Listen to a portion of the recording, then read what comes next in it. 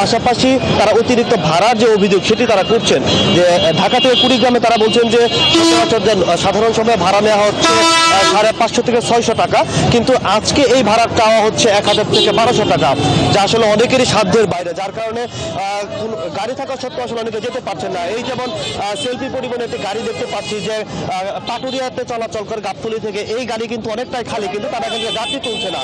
তারা সচরাচর 150 টাকায় ঢাকা থেকে পাটুরিয়া পর্যন্ত যাত্রী নিয়ে যায়, কিন্তু আজকে 250 থেকে 300 টাকার নিচে আসলে তারা পুরো যাত্রী নিচ্ছে না। এরকম প্রতিটা পরিবহন এবং প্রতিটা জায়গায় আসলে এই অবস্থা দেখতে পাচ্ছি আমরা এই ঢাকা-আরিচা মহাসড়কের পুরো অঞ্চলটাতেই। এর বাইরে প্রশাসন এখনো পর্যন্ত সকাল থেকে প্রশাসনের কিন্তু কেউই আমাদের চোখে পড়েনি এখানে, তারা কেউ এখনো পর্যন্ত আসেনি। এবং আমরা কিন্তু সাভারের ইওনো যিনি আছেন তার সাথে যোগাযোগ করেছি, হাইওয়ে পুলিশের সাথে যোগাযোগ করেছি। তারা বলছেন যে তারা নির্বাচনের যে সরঞ্জামাদি আছে বা নির্বাচনের বিষয়গুলো নিয়ে তারা ব্যস্ত আছেন, যার কারণে মহাসড়কে খুব একটা নজর তারা দিতে পারছেন না।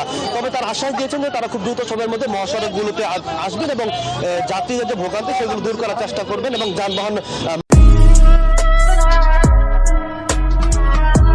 ভেতর পুরে শেষ হয়ে গেছে, খালি বেঁচে আছে দেহ, মন কবেই মরে গেছে, দেখে নাই তো কেহ।